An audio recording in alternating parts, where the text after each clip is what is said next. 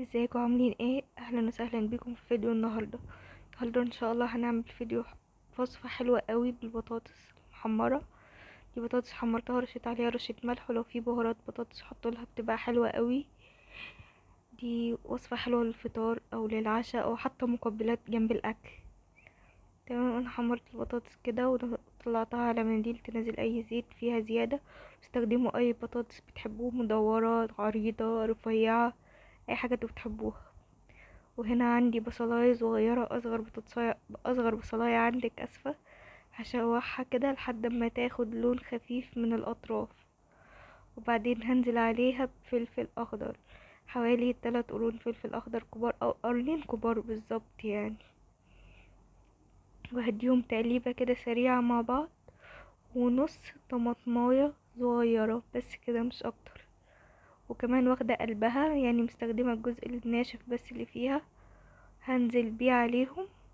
وهقلب كل المكونات دي مع بعض مع رشة ملح.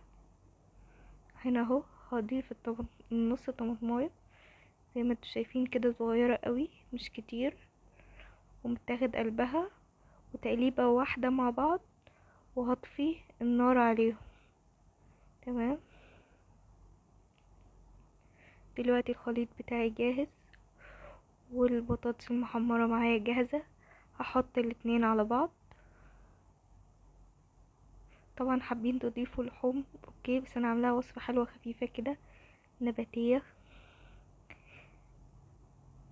الناس اللي بتحب الاكل النباتي، وانا بحب الاكل النباتي قوي بصراحة.